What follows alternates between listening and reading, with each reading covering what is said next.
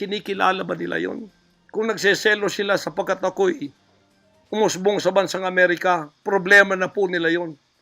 Kung ako'y binigyan ng ama ng isang sasakyang panghipapawid para hindi ako ma-delay sa aking worldwide na gawain, kasalanan ko ba yon? Ayun, nagbabalik po tayo dito sa News That Matters. Dito sa video na to mga kababayan, mismong etong si Martin Romualdez na po ang sumagot dito kay Pastor Apollo Kibuloy. Isa po kasi sa mga aligasyon itong si Kibuloy na ito daw administrasyon itong si Marcos Jr. Pinapasok daw dito yung mga gagawa sa kanya na masama na mga Amerikano, no? Isa po yan sa mga isiniwalat niya doon sa kanyang official statement na ilinabas kaninang umaga. At dito rin po sa video na to, papanoorin po natin. Naiyak po etong si Kibuloy sa kanyang official statement na yan, na kung saan naglabas po siya ng sama ng loob dito sa administrasyon nitong si Marcos Jr.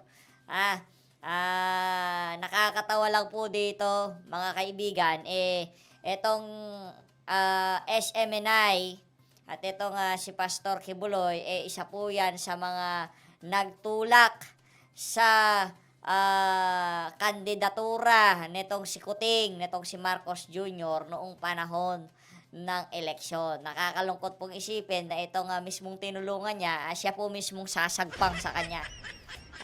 Na siya po mismong mangangagat sa kanya at magpapabagsak doon sa ginamit nilang istasyon para itaguyod ang kandidatura ni Marcos Jr. Dahil noong mga panahon na yon, mga kaibigan, itong GMA, ABS at TV5 talagang gusto pong padaluhin sa mga debate itong si Marcos Jr.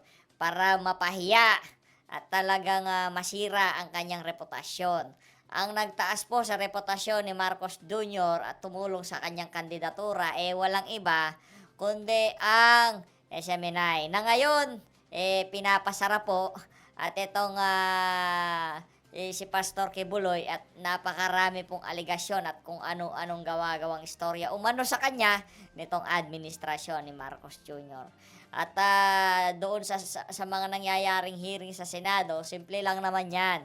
Kung meron talagang atraso, kasuhan nyo. Ito po ang sabi nitong si Martin Tambaloslos Romualdez dito kay Kibuloy. House Speaker Ferdinand Martin Romualdez debunked the claim of Kingdom of Jesus Christ. Pastor Apollo Kibuloy that the Marcos administration had convened with the U.S. government to gurgur him. Naku po, yan na nga ba sinasabi natin. Yung mga intel nitong si Pastor Kibuloy, di naman natin pwedeng sabihin na mahinang klase yung mga nagbigay sa kanya ng impormasyon.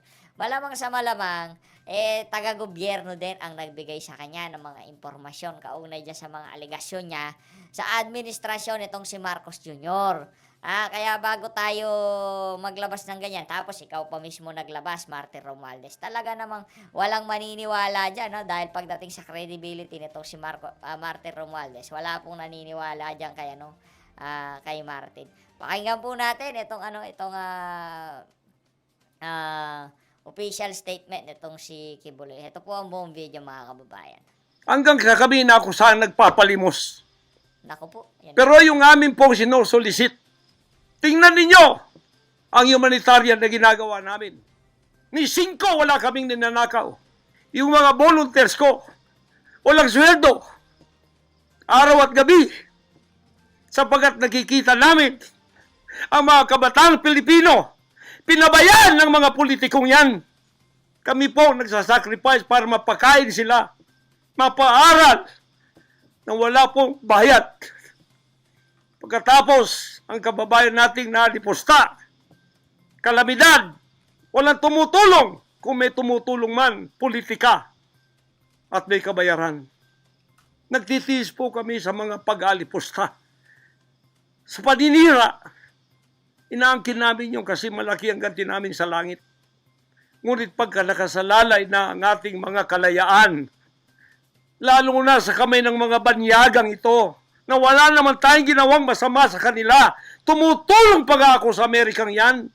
Nagdodonate ako doon sa malalayong lugar tulad ng Apalachian na hindi nakapag-aral ang mga bata. Bumili kami ng napakalaking library para sila'y makapag-aral. Mga Amerikano po yan. Kinikilala ba nila yon? Kung nagseselo sila sapagkat ako'y umusbong sa bansang Amerika, problema na po nila yon. Kung ako'y binigyan ng ama ng isang sasakyang panghipapawid para hindi ako madelay sa aking worldwide na gawain, kasalanan ko ba yon? Kung ako binigyan ng pampalipad na helicopter dito para mapuntahan ko lahat ng aking satellite sa buong Mindanao, Pilipinas, kasalanan ko ba yon? Kasalanan ko ba na ako'y magkaroon paralan para makapag-aral ang mga bata na walang bayad? Kasalanan ko bang mayroong SMNI para hindi mabayaran? At pagkatapos itong salot na CPP-NPA na marami pinatay ng mga members ko, ministro, at iba pang mga inosenteng Pilipino for 54 years ay magsasalita ng katotohanan na hindi natatakot. Ngayon kami ang tinatakot ninyo, nililigwak ninyo. Anong klase kayo? Kung hindi kayo tatayo ngayon, mga kababayan ko, sapagkat ako'y living dead na, wala nang kwenta itong buhay ko, iaalay ko ito sa bansang Pilipinas. Ako ang mamumuno upang tayo ay magkaroon ng kalayaang muli. Unang-una sa akin, sa aking kababayan, sa Kingdom Nation, sa aking mga leaders na papatayin din, at sa lahat ng Pilipino nagmamahal ng kalayaan. Kasi wala naman po mapapabalita ng mga ganyang klaseng aligasyon sa administrasyon itong si Marcos Jr. Kasi pagka may usok, meron pong sunog. Kung meron ganyang klaseng usok, talagang nakakabahala po yan, mga kababayan, no? Nakakabahala po yan. Dahil, hindi naman natin mapagkakailan na malapit talaga sa mga Duterte itong si Pastor Kibuloy. Ngayon, malay natin yung mga intel na nagagaling sa kahit taas-taasan, merong naligaw dito kay Pastor Kibuloy, di natin alam. At na kung saan nakapasok na yung mga agents. Mga agents, no? Yung mga tauhan ng Amerika dito sa ating bansa para gurgurin siya. Mas maigi na mag-ingat. Ngayon, siguro, ano na rin to, nakarating na rin dyan sa pamunuan ng House of Representatives na talagang hindi sisipot yang si Kibuloy sa anumang pagdinig na gagawin niya sa House o sa Senate. Kaya talagang i-ready na nila yung contempt. I-contempt nyo na. Sa tingin ko kasi hindi talaga sisipot yan. At kung i-contempt nyo, hindi nyo rin makikita yan si Kibuloy. Malamang sa malamang hindi makikita yan. Tatayo ako!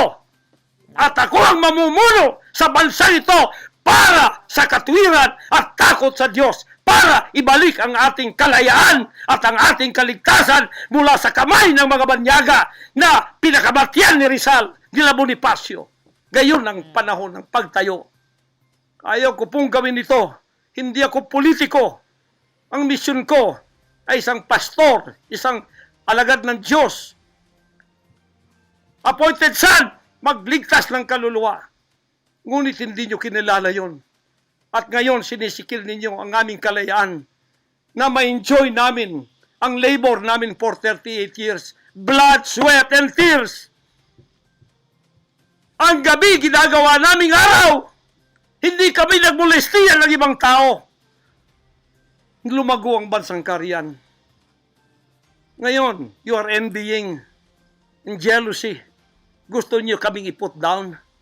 Mapipilitan akong pupunta at mamumuno sa bansang ito para sa katwiran. Sasabihin ko sa inyo, pag ito'y kalooban ng Diyos, gagawin ko. Ngayon din, sapagkat ang buhay ko ay wala ng kwenta. Papatayin din naman nila ako. Ngayon, tatayo na ako para sa kalayaan nating lahat. Mahal kong mga kababayan, ito po ang mahalagang mensahe ko sa inyo sa mga sandaling ito. Hindi ko po uurungan ang sinumang gumagapi sa bansa ko at sa aking kalayaan na ako mismo nagtatago sa aking sariling bansa within 74 years. Hindi po nangyari ito ngayon lang. Pangulong Bongbong Marcos, akala ko matuwid ka na tao. Ikaw, First Lady, akala ko matuwid kang tao.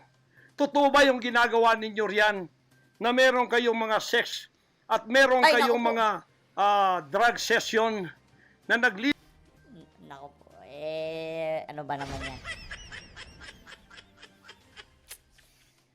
Ligwak kayo ng drug, sumisingot kayo ng drug habang nagsesek orgies kayo. Totoo ba ito? Naku Totoo po. bang kayo ay may mga sesyon ng nagarkila kayo ng mga voodoo? Nakakadiri naman. Kung meron ganon, kaya ang hirap ano yun i-picturize. Si First Lady, imagine niyo nagaganon, di ba? Yak! Expert from Africa, pagkatapos mga witchcraft sa India, at ang inyong session Martis, at pagkatapos Biyernes dyan sa Malacanang upang inyong aswagin i-witchcraft ako, Vice President Sara at Pangulong Digong at ang lahat ng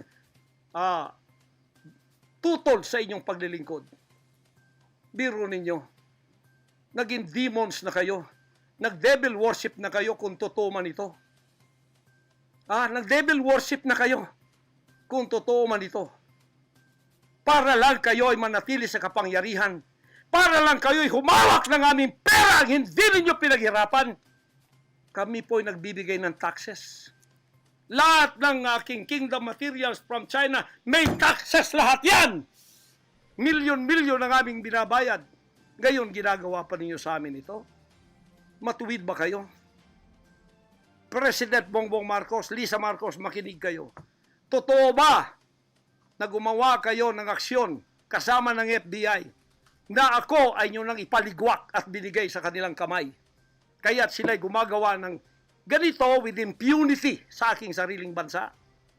Kung ganyan ang ginawa ninyo, Nakakatawang isipin po kung sakaling totoo man itong mga aligasyon na to. Kung sakali hindi natin sinasabi, hindi natin kiniklaim na totoo yung mga aligasyon nitong si Pastor Kibuloy. Imagine yung pagka yung mga merong naipit sa isang lugar na kailangan siyang extract, kailangan siyang kunin.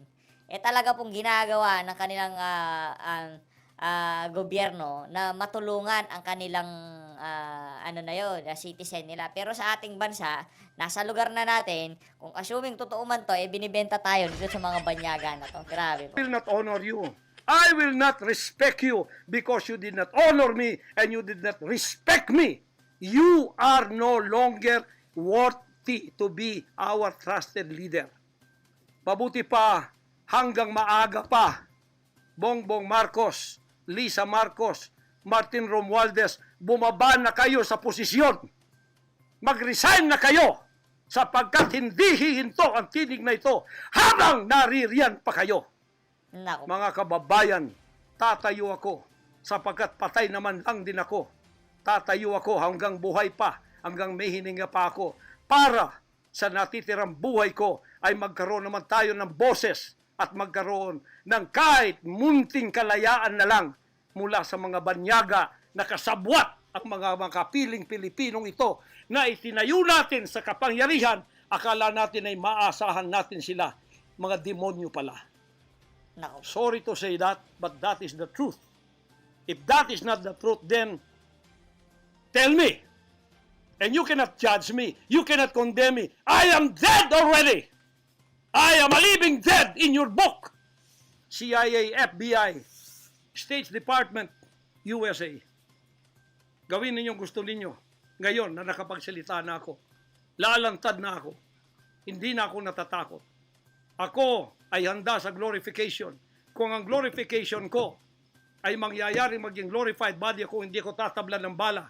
O kaya, tatablan pa ako sapagkat hindi pa nangyari yon. Handa na akong humarap sa mga bala ninyo. Basta't ito ay nasabi ko na sa social media. Huwag ninyong ligwakin ito para sa bansang Pilipinas ito. Mahal ko po kayong lahat. Pagpalain natin ang ating bansang Pilipinas. Pagpalain tayo ng ating buting Diyos. Pagpalain at ipigay natin ang lahat. Ayun na nga mga kabayan, dito na po na tatapusin ang ating reaction video dito sa mga litanya na to ni Pastor Apollo Kibuloy. Mag-ingat po kayong lahat. Kayo po, nasa sa inyo po kung paano nyo iti-take ang lahat ng isiniwalat na to nitong si Kibuloy. Mahirap po to. Mahirap tong mga binitawan niya na to. No? Maraming salamat po mga kababayan.